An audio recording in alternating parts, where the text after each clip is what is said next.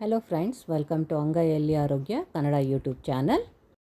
4ರಿಂದ 6 ಬೆಂಡೆಕಾಯಿ ಗಿಡಗಳನ್ನು ನಾವು ಪಾಟಲ್ಲಿ ಅಥವಾ ಗ್ರೋ ಬ್ಯಾಗಲ್ಲಿ ಬೆಳ್ಕೊಂಡ್ರೆ ತುಂಬ ರುಚಿಯಾಗಿರುವಂಥ ಬೆಂಡೆಕಾಯಿ ಹುಳಿ ಮಾಡ್ಬೋದು. ನೋಡಿ, ಬೆಂಡೆಕಾಯಿ ಹುಳಿಗೆ ಈ ಗುರ್ರೆಳ್ಳು ಅಥವಾ ಹುಚ್ಚೆಳ್ಳು ಅಂತೀವಲ್ಲ, ಇದು 2 ಸ್ಪೂನಷ್ಟು ತೊಗೊಂಡಿದ್ದೀನಿ. ಹಾಗೆ 3 ಟೊಮೆಟೊನ ಹೆಚ್ಚಿಬಿಟ್ಟು ಈ ರುಬ್ಬೋದಕ್ಕೆ ಹಾಕೋಬೇಕು. ಫಸ್ಟು ನಾವು ಮಸಾಲೆ ರೆಡಿ ಮಾಡಿ ಇಟ್ಕೊಂಡ್ಬಿಟ್ರೆ ಹುಳಿ ಮಾಡೋದು ಈಸಿ ಆಗುತ್ತೆ.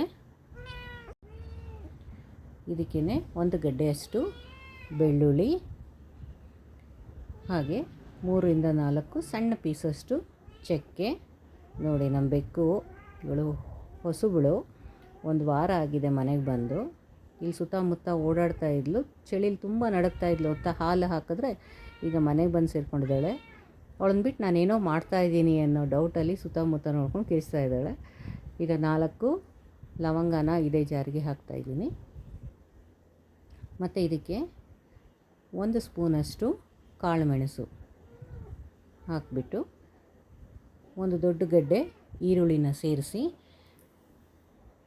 ಸಾರಿಗೆ ಎಷ್ಟು ಬೇಕೋ ಅಷ್ಟು ನೋಡಿಕೊಂಡು ನಾವು ಕಾಯಿ ತುರಿನ ಹಾಕ್ಬೋದು. ನಾನಿಲ್ಲಿ ಒಂದು ಅರ್ಧ ಹೋಳು ಕಾಯಿಯಲ್ಲಿ 3/4 ಕಾಯಿ ತುರಿನ ಹಾಕ್ತಾಯಿದ್ದೀನಿ. ಸೊ ಸಾರಿನ ಕ್ವಾಂಟಿಟಿ ಜಾಸ್ತಿ ಬೇಕು ಅಂದರೆ ನಾವು ಜಾಸ್ತಿ ಕಾಯಿನ ಹಾಕ್ಕೋಬೇಕಾಗತ್ತೆ. ಸೊ ಇದು 4 ಜನಕ್ಕೆ ಮಾಡೋವಂಥ ಸಾರು ಅಳತೆಯಲ್ಲಿ ಹೇಳ್ತಾಯಿದ್ದೀನಿ. ನೋಡಿ, ನಮ್ಮ ಸುಬ್ಬಮ್ಮ ಬಂದು ಡಿಸ್ಟರ್ಬ್ ಮಾಡ್ತಾಯಿದ್ದಾಳೆ. ಅವಳನ್ನ ಬಿಟ್ಟು ಏನೋ ಮಾಡ್ತಾಯಿದ್ದೀನಿ ಅಂತ ನೋಡ್ತಾ ಇದ್ದಾಳೆ. ಸೊ ಇದಕ್ಕೆ ಕೊತ್ತಂಬರಿ ಸೊಪ್ಪನ್ನು ಹಾಕ್ತಾಯಿದ್ದೀನಿ. ಈ ಎಲ್ಲ ಮಸಾಲೆನ ನುಣ್ಣಗೆ ನುಕ್ಕೋಬೇಕು. ಇದಕ್ಕೆ ನಾವು ಹುಣಸೆಹಣ್ಣು ಸಹ ಹಾಕಬೇಕು. ಬೆಂಡೆಕಾಯಿಗೆ ಯಾವಾಗಲೂ ಹುಣಸೆಹಣ್ಣು ಒಳ್ಳೆ ಟೇಸ್ಟ್ ಕೊಡುತ್ತೆ. 1 ಸಣ್ಣ ನಿಂಬೆಹಣ್ಣು ಗಾತ್ರದ ಹುಣಸೆಹಣ್ಣು, ಟೊಮೊಟೊ ಕೂಡ ಹಾಕಿದ್ದೀವಿ.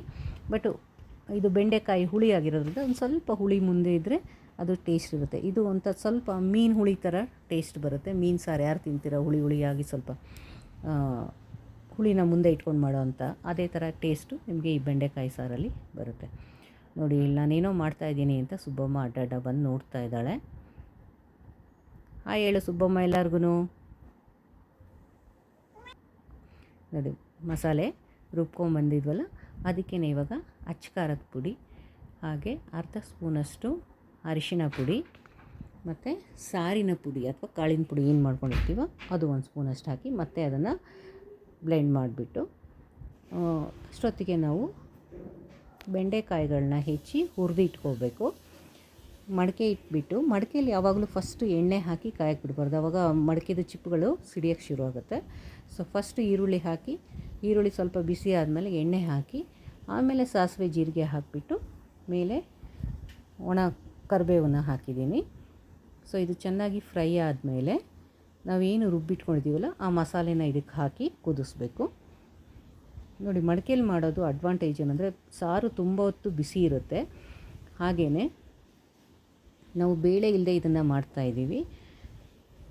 ಸಾರು ಯಾವುದೇ ಕಾರಣಕ್ಕೂ ಹಳಸೋದಿಲ್ಲ. ಅಕಸ್ಮಾತ್ ನಾವು ಮಧ್ಯಾಹ್ನ ಕುದಿಸ್ಲಿಲ್ಲ ಅಂದ್ರೂ ಸಾಯಂಕಾಲ ಆದರೂ ಇದೇನೂ ಆಗೋದಿಲ್ಲ. ಚಳಿಗಾಲದಲ್ಲಂತೂ ಪ್ರಾಬ್ಲಮ್ ಇರೋಲ್ಲ. ಬೇಸಿಗೆಯಲ್ಲೂ ಕೂಡ ಸಾರು ತುಂಬ ಚೆನ್ನಾಗಿರುತ್ತೆ ಮಡಿಕೆಯಲ್ಲಿ. ಇನಿಷಿಯಲಿ ನನಗೂ ಗೊತ್ತಾಗ್ತಾ ಇರಲಿಲ್ಲ, ಮಡಿಕೆಗಳನ್ನ ತುಂಬ ಹಾಳು ಮಾಡಿದ್ದೀನಿ, ಅಂದರೆ ಬೇಗ ಒಡೆದೋಗ್ಬಿಡುತ್ತೆ ಮೇಂಟೈನ್ ಮಾಡೋಕ್ಕೆ ಬರದೆ. ಈಗ ನೋಡಿ, ಈ ಮಡಿಕೆಗಳು ಸುಮಾರು 5-6 ವರ್ಷದಿಂದ ಇದ್ದಾವೆ.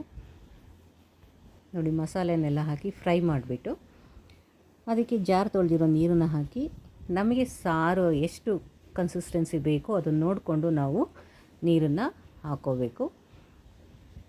ಈಗ ಇದು ಸಾರು, ಈ ಮಸಾಲೆ ಏನಿದೆ ಚೆನ್ನಾಗಿ ಕುದಿಬೇಕು. ಸೊ ಅದಕ್ಕೆ ರುಚಿಗೆ ತಕ್ಕಷ್ಟು ಅರಳುಪ್ಪನ್ನು ಸೇರಿಸ್ತಾ ಇದ್ದೀನಿ.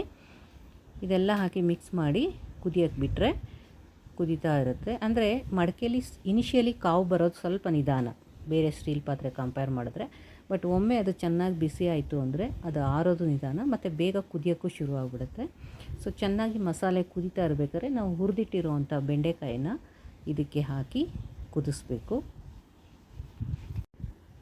ಮಡಿಕೆಯಲ್ಲಿ ಮಾಡಿದ್ರೆ ಫ್ಲೇವರು ತುಂಬ ಚೆನ್ನಾಗಿರುತ್ತೆ. ಈ ಜರ್ಮನ್ ಟೆಕ್ನಾಲಜಿದು ಕುಕ್ವೇರ್ ಏನು ರೇಂಜ್ಗಳು ಬರ್ತಾ ಇದೆ, ಸೊ ಏರೇಟೆಡು, ಹಾಗೆ ನಾನ್ ಸ್ಟಿಕ್ಕಿ, ಮತ್ತು ವಿತೌಟ್ ಆಯಿಲ್ ಕುಕ್ ಮಾಡ್ಬೋದು ಅಂತ, ಅದನ್ನೆಲ್ಲ ನಾವು ಈ ಮಡಿಕೆಯಲ್ಲೂ ಸಹ ಕುಕ್ ಮಾಡ್ಬೋದು. ವಿತೌಟ್ ಆಯಿಲ್ ಸಹ ನಾವು ಕುಕ್ ಮಾಡ್ಬೋದು. ನೋಡಿ, ಸಾರು ಕುದೀತಾ ಇದೆ. ಸೊ ಬೆಂಡೆಕಾಯಿ ಮೊದಲೇ ಫ್ರೈ ಮಾಡಿರ್ತೀವಿ, 1 ಕುದಿ ಬಂದರೆ ಸಾಕಾಗುತ್ತೆ. ನೋಡಿ, ಈ ಹಂತದಲ್ಲಿ ನಾನು ಗ್ಯಾಸ್ನ ಆಫ್ ಮಾಡಿದ್ದೀನಿ. ಸೊ ಆಫ್ ಮಾಡಿದ್ರೂ ಮಡಿಕೆ ಅಷ್ಟು ಚೆನ್ನಾಗಿ ಕಾದಿರುತ್ತಲ್ವ, ಸಾರು ಇನ್ನೂ ಕುದೀತಾ ಇರುತ್ತೆ. ಯಾವಾಗಲೂ ನಾವು ಮಡಿಕೆಲಿ ಸಾರು ಮಾಡಬೇಕಾದ್ರೆ ಅದನ್ನು ತಕ್ಷಣ ಆಫ್ ಮಾಡಿದ ತಕ್ಷಣ ನಾವು ಮುಚ್ಚಳ ಮುಚ್ಚಬಾರ್ದು, ಯಾಕಂದರೆ ಅಷ್ಟು ಕಾವಿರುತ್ತಲ್ವ, ಸೊ ಅದು ಉಕ್ಕಿ ಚೆಲ್ಲೋ ಚಾನ್ಸ್ ಇರುತ್ತೆ. ಸೊ ಹಾಗಾಗಿ ಸ್ವಲ್ಪ ಆರಿದ್ಮೇಲೆ ಮುಚ್ಚಬೇಕು. ನೋಡಿ, ರುಚಿಯಾದ ಬೆಂಡೆಕಾಯಿ ಹುಳಿ ರೆಡಿಯಾಗಿದೆ.